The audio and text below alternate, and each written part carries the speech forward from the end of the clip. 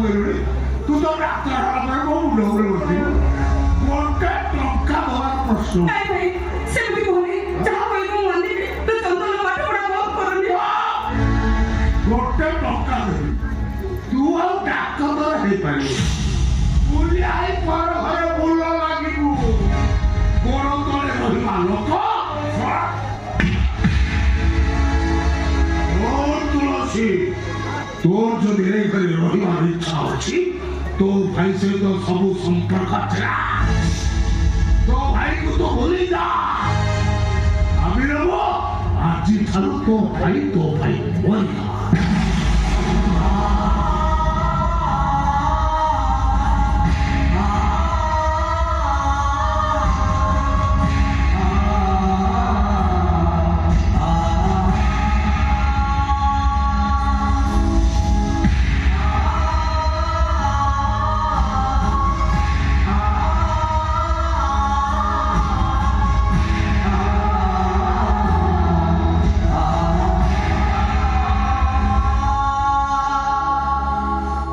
ମରିଗଲା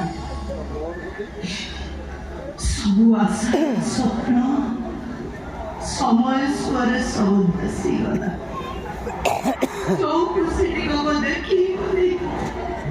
ଆଜି ପର୍ଯ୍ୟନ୍ତ ଛାତିକୁ ପଥର କରି ବଞ୍ଚି ରହିଥିଲି ଖୁସିଟିକୁ ତ ଚାଲିଗଲା ଆଉ କାହିଁକି ବଞ୍ଚିବି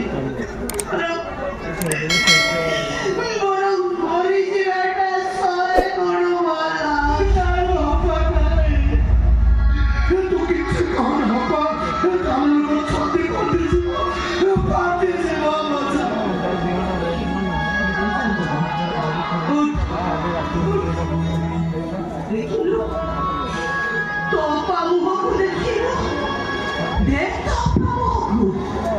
ମୋ ମଥାରେ ସିନ୍ଦୁର ଦେଖୁଛୁ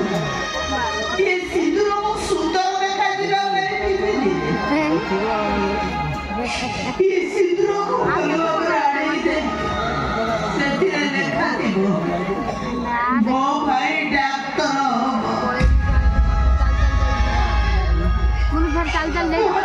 ସଖା ଜୀବନ ଦେଖୁଛୁ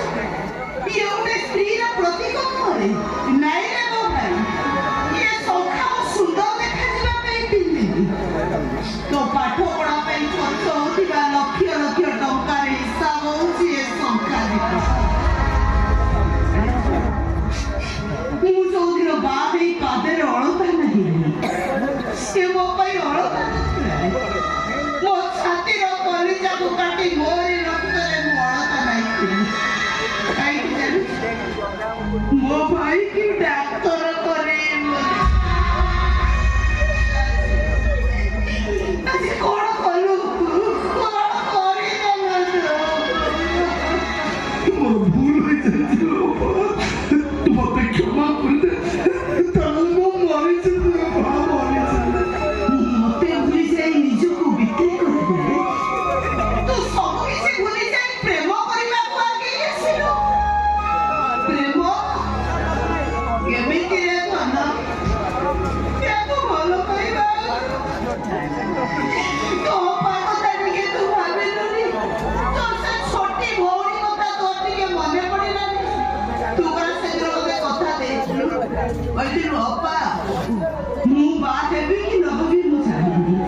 ହେଲେ ପ୍ରଥମେ ମୁଁ ମୋ ସାନ ଭଉଣୀର ବାହାଘର କରିବି ସେ ଶପଥ ସେ ନିୟମ ତୋ ଅପାର ବଳିଦାନ ସବୁ କିଛି ତୋ ଭଲ ପାଇବା ଆଗରେ ତୁଚ୍ଛ ହେଇଗଲା ସାମାନ୍ୟ ଗୋଟେ ଝିଅ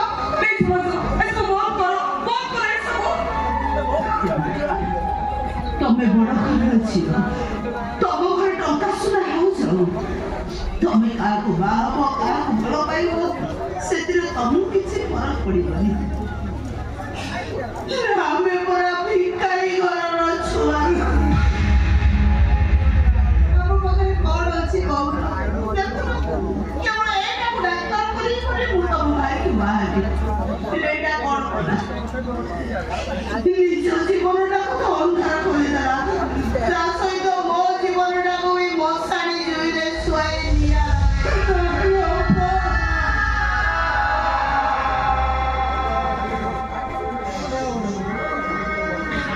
ଉଠ ଯାହା ତୁ କଲୁ କଲୁ ଆଉ ଦିନେ ତୁ ଏ ଘରକୁ ଆସିବୁନି ଦିନେ ତୋ